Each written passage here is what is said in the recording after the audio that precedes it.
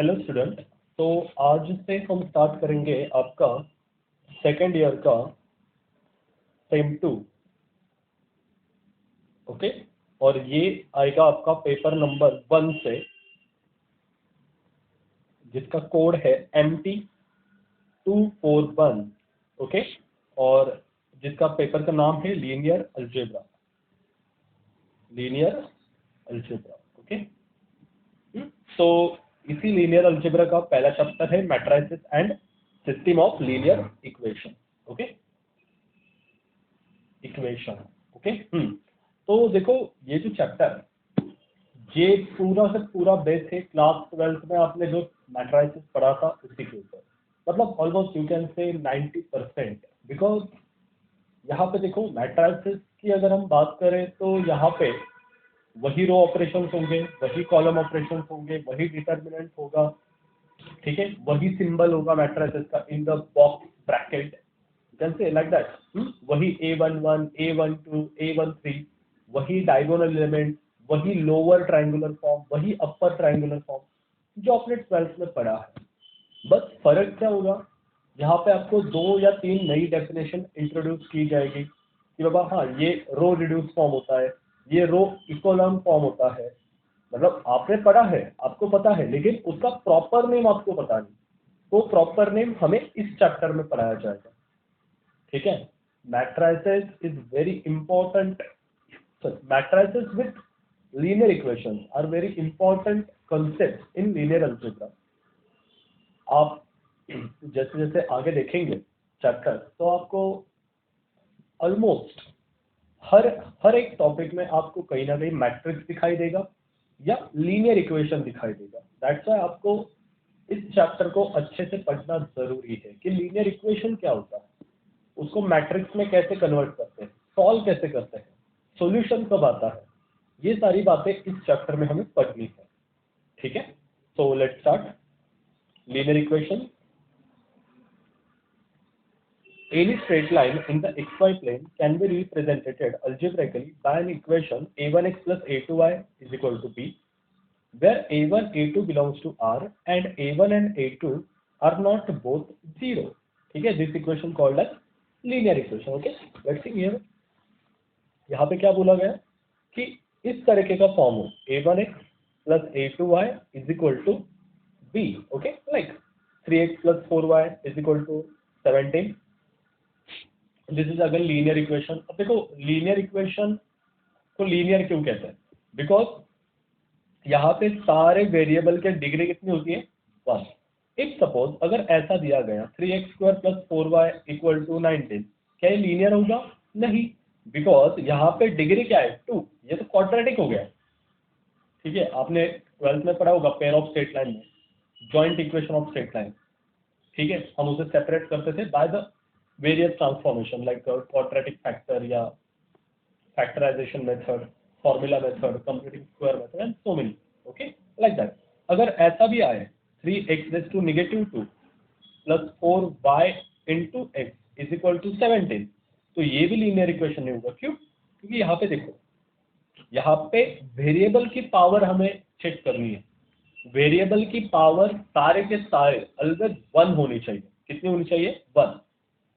1 से ज्यादा हो या 1 से कम हो चलेगा नहीं, ठीक है। तो हम उसे लीनियर इक्वेशन नहीं कहेंगे। आप देखोगे आपके एक्सरसाइज में पहला और दूसरा प्रॉब्लम उसी पे बेस्ड है, तो जब वो स्टार्ट होगा तो मैं आपको और डिटेल में समझाऊंगा। बट समटाइम्स अभी के लिए लीनियर इक्वेशन का इतना ही ध्यान में रखना कि हर एक वेरिएबल की पावर कितनी होती है स्टूडेंट, 1। अब आगे दिया है a1 a2 belongs to R, obviously, ठीक है। क्योंकि अभी तक हमारा कॉम्प्लेक्स प्लेन स्टार्ट नहीं हुआ है, that's why a1 belongs to R and a1 and a2 are not both 0। दूसरी बात क्या कही गई है कि a1 and a2 are not both 0। यहाँ पे एक वर्ड चाहिए था साइमल्टेनियस, मतलब कोई तो एक 0 हुआ, कोई बात नहीं, वी कैन अंडरस्टैंड। मतलब अगर मैंने ऐसे लिखा 3x is equal to 6, so x मतलब we can form an equation, ठीक है। दिस इज लीनियर बिकॉज इसके डिग्री 1 है, कोई बात नहीं, ठीक है। This is a line parallel to y axis, x is equal to 3। x is equal to 2। Okay, अगर x 0 रहा, y एग्जिस्ट रहा, मतलब 4y is equal to 12, so y is equal to 3। This is a line parallel to y x axis, y is equal to 3। ठीक है, but अगर दोनों 0 रहे तो क्या गड़बड़ हो जाएगी स्टूडेंट? इफ पॉसिबल, अगर दोनों 0 हो गए तो गड़बड़ ये हो जाएगी कि वो लाइन बनेगी ही नहीं। पहली बात, अब ड्रॉ क्या करोगे ना, देखो 0x plus 0y is equal to 6, क्या ये पॉसिबल है? नहीं, we have to write down here 0, तो ये इक्वेशन ही नहीं फॉर्म होगा। That's why a1 and a2 are not both 0।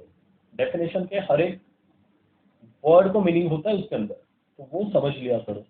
और जब ये सारा सेटिस्फाइड हो जाए तो उसे क्या कहते हैं? Linear equation. उसे क्या कहते हैं? Linear equation. Okay, so go for the in general we define a linear equation in n variable. Okay, x1 x2 up to xn can be expressed as like that. ठीक है, मतलब 3x 4y 6z 19w minus 3t is equal to something 19. Okay, सो जितने ज्यादा variables हमारे पास होंगे उतने के linear combination में हम उसको लिख सकते हैं। ठीक है, तो ये हो गया इसका format. Next, now linear system. Okay, यहाँ पे डेफिनेशन क्या दी है? Finite set of linear equation in the variable x1 x2 xn is called system of linear equation और लीनियर सिस्टम। मतलब क्या? देखो, आपको 12th में मेथड ऑफ इन्वर्जन था, मेथड ऑफ रिडक्शन था, वहां पे क्या किया जाता था? आपको 2 या 3 इक्वेशन दी जाती थी एंड बोला जाता था find out x y z. Okay, find out x y z, like we can say if 3x plus 4y plus 6z is equal to 8, 3x minus 3y plus 18z is equal to 19, and another something like 4x plus 3z is equal to 17। और आपको बोला जाता था find x y z with the help of method of reduction, method of inversion. अब बहुत सारे students को याद नहीं आ रहा होगा, बट ध्यान में रखना कि वो था। अगर याद नहीं आ रहा है तो जरा बुक खोल के देखो, क्योंकि वो लगने वाला है वो। सो इस तरीके के अगर लीनियर इक्वेशन को हम अगर साथ में लिखे तो उसे कहते हैं लीनियर सिस्टम। ठीक है, उसे क्या कहते हैं? लीनियर सिस्टम या system of linear equation. Finite, हाँ, ऐसे नहीं कि अगर 10 लिखे तो भी चलेगा, 20 लिखे तो भी चलेगा, काउंटेबल। अगर आप लिखते जा रहे हो तो सिस्टम कब बनेगा ना? आप सॉल्व कब करोगे? सॉल्व करने के लिए कुछ तो चाहिए। तो फाइनाइट इक्वेशंस के सेट को क्या कहते हैं? Linear system. Okay, next one. अब यहाँ पे एक नोट है आपके लिए। पहला, a system of equation that has no solution is said to be inconsistent। ठीक है, किसी लीनियर इक्वेशन के सिस्टम को अगर सॉल्यूशन ही एग्जिस्ट नहीं हो रहा तो उसे क्या कहेंगे? इनकंसिस्टेंट। आप आगे जाके देखोगे। ठीक है, मैं इसका एग्जांपल प्रॉपरली नहीं दे सकता बिकॉज उसे सॉल्व करके दिखाना पड़ेगा तो मेरे को, बट हाँ I can draw here graph. देखो, ऑन ग्राफ किसी भी इक्वेशन को हम सॉल्यूशन कब एग्जिस्ट करवाते हैं? आपने 10th में देखा होगा, find the solution of this linear equation with the help of graphical method. आप कुछ ऐसे बॉक्स बनाते थे, यहाँ पे एक्स वाई लिखते थे, यहाँ पे भी एक्स वाई होता था, ये 0 0, तो ऐसे कुछ तो वैल्यू आती थी, फिर यहाँ से एक लाइन जाती थी, यहाँ से एक जाती थी, ये जो पॉइंट आता था वो होता था आपके इक्वेशन का सॉल्यूशन। ठीक है, हाँ, लाइक दैट। मतलब इन दो लाइन के इंटरसेक्टिंग पॉइंट को हम क्या कहते हैं? The solution of those equation. ठीक है, अब यहां पे देखो, एक सेकंड बस। अब यहां पे if I draw the graph, ये एक लाइन है L1, ये दूसरी लाइन है L2, बोथ आर पैरेलल। क्या इसको सॉल्यूशन होगा? कुछ नहीं, there is no solution. Parallel भी नहीं मत कहो, बस इतना ही ध्यान में रखो, यहीं से यहां तक ही। ठीक है, क्या ये एक दूसरे को इंटरसेक्ट कर रही है? नहीं, तो इसको सॉल्यूशन होगा नहीं। What do mean by solution? कि ऐसा एक पॉइंट जो उन दोनों इक्वेशन को सेटिस्फाई करे। लेकिन यहाँ पे तो वैसा तो कुछ नहीं है ना, कॉमन पॉइंट तो है ही नहीं, that's why no solution. Okay, if I draw the graph like this. Again, ये ऐसे है, तो यहाँ पे देखो, this is at least one solution है ना इसको। मुझे पता नहीं बाकी की लाइन और कहीं इंटरसेक्ट हो रही, तो यहाँ पे एक सॉल्यूशन तो एग्जिस्ट हो रहा है, एटलीस्ट वन सॉल्यूशन। तो सेकेंड पॉइंट क्या कहता है, if there is at least one solution of system is called consistent. मतलब ये सिस्टम क्या है? कंसिस्टेंट है, एटलीस्ट वन। तो आप बोलोगे इनफाइनाइट सॉल्यूशन एग्जिस्ट होते हैं? या obviously, why not, infinite solution exist होते हैं। अब थर्ड वन मैं दिखाता हूं आपको। Every system of linear equation has no solution, और एग्जैक्टली वन सॉल्यूशन, और इनफाइनाइटली मेनी सॉल्यूशन। देखो यहाँ पे भी वही सिचुएशन कि एक तो होंगे, एक ही होगा, या तो बहुत सारे होंगे, या होंगे ही नहीं। हाँ, तो अब मैं जरा आपको इनफाइनाइट सॉल्यूशन की केस बता देता हूँ कि when we say the system have infinite solution. Let मेरे पास एक ही इक्वेशन है, ठीक, 3x plus 4y is equal to let's say 12। Okay, अब यहाँ पे मैं इसके सॉल्यूशंस गिनवाता हूँ आपको, एक्स वाई। अब मुझे x और y की वैल्यू बताओ, तो मुझे आंसर 12 आना चाहिए। अगर मैंने x को 0 पुट किया तो y कितना आएगा? 3। अगर मैंने y को 0 पुट किया तो x कितना आएगा? 4। अगर मैंने x को 1 पुट किया, ठीक है, 3 into 1 plus 4y is equal to 12। तो ये प्लस 3 y जाके माइनस हो जाएगा, तो 4y इज नथिंग बट 9। तो y इज नथिंग बट 9/4। अगर मैंने यहाँ पे 2 पुट किया तो ये हो जाएगा 3 into 2 plus 4y is equal to 12। तो 4y कितना हो जाएगा? 6। तो y कितना हो जाएगा? 3/2, लाइक दैट। तो मतलब ये सारे नंबर कभी रुकने वाले, दीज आर इनफाइनाइट, तो इसके सॉल्यूशंस भी कितने होंगे? इनफाइनाइट, बात खत्म। That's all. ओके, ध्यान में रखना। तो इसका ग्राफ बनता है ऐसे, मतलब ओनली वन लाइन क्रॉस हो रही है वहां पे। अच्छा, टू से नहीं, बस you can say like this, these are infinite solution. जैसे जैसे आप जाओगे वैसे वैसे आपको सॉल्यूशन मिलते जाए, ठीक है। Now the next, an arbitrary system of m linear equation in n unknown। मतलब m linear equation मतलब सपोज करो 10 इक्वेशन है और 15 अननोन है, n unknown, it can be written as like this. ये आपने देखा है 3x + 2y, अभी हमने लिखा ना, देखो लेट मी शो। यहाँ पे देखो, दिस इज, ठीक है। तो उसका एक जनरल फॉर्मेट है। नाउ अब यहाँ पे मैं एक एग्जांपल लिखता हूँ, let's say 3x + 2y + 6z is equal to 8, 9x - 3y + 8z again 17, then 25x + 11y + 97z is equal to 19, ठीक है। अब इसको हम इन 12 तो क्या कर देते, ऐसे लिखते थे ना, 3 2 6 9 -3 8 25 11 97। देन यहाँ पे इसके वेरिएबल x y z, और यहाँ पे सोल्यूशन सेट 8 17 19। ऐसा आपने किया है, ठीक है, डोंट वरी, आपने किया है, आपको आता सब कुछ है, तो थोड़े भूल गए। हाँ, ऐसे करते थे।